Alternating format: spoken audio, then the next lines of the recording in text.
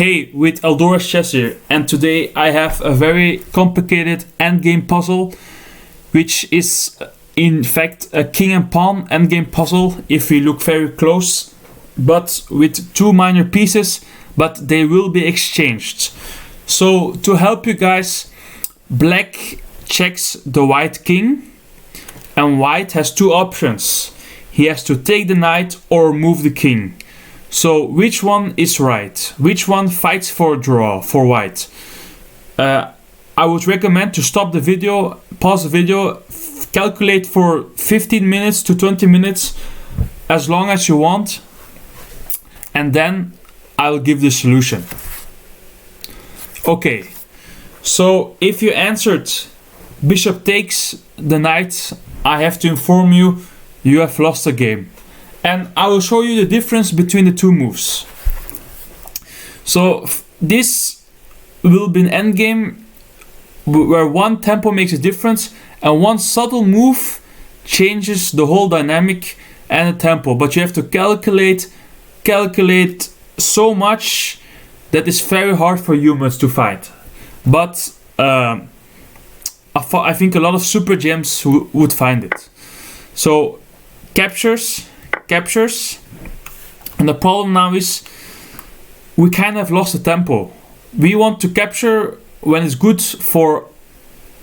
When we capture, we want to make it bad for the other opponent. But now we have cleared the pathway for the pawn, and black will use this pawn as a decoy, gobble up these two pawns, and promote the rook pawn. So let's say a perfect game would be like this.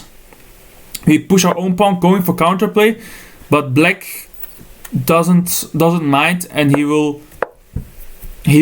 just very calmly take our pawn, because black is here in the driver's seats because he has two pawns that are very separated, while both of the white pawns are very near each other, and we can see a pawn here and a pawn there.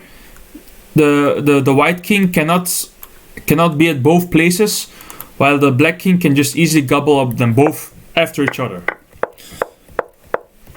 And now the white king is one tempo too slow to go in the way, and black makes this bodyguard red carpet for his diva to walk to the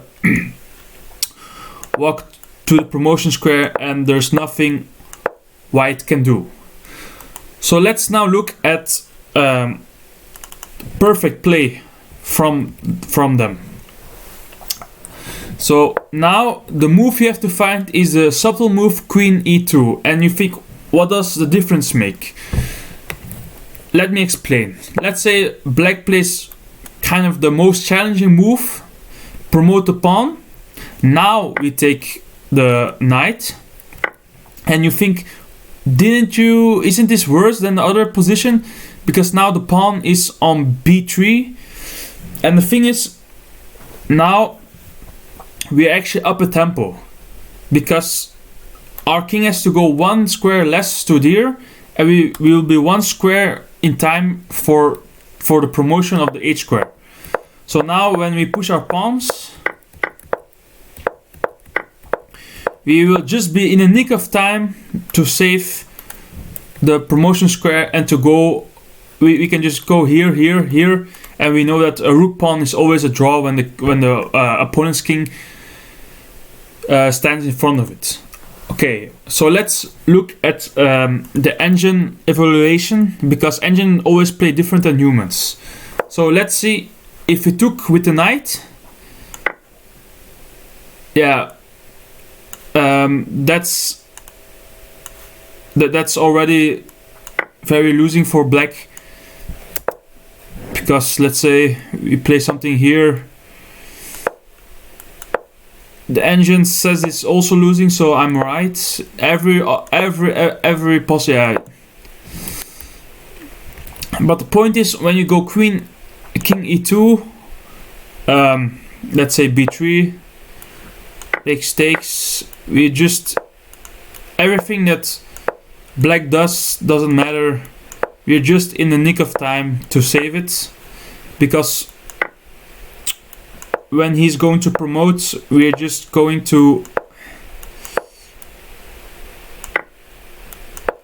we're just going to stop it, or maybe we can kick the black king off. But when we take impatiently, then white is just totally lost. If white takes here, instead of going king e2, if white just takes, then every move loses for black. So what you have to remember is, when you have endgames, you have to calculate subtle moves. Even one small subtle move can make the difference between a pawn that promotes to a queen or not. So you have to be very, very, very careful when playing the endgame. You play you calculate it out, and you play a move queen e2, and you don't just take the knight. The first move that comes into mind, you go for a move where black is discoordinated, and let's say he plays something like this, then we're just in the nick of time to save the game. But I will admit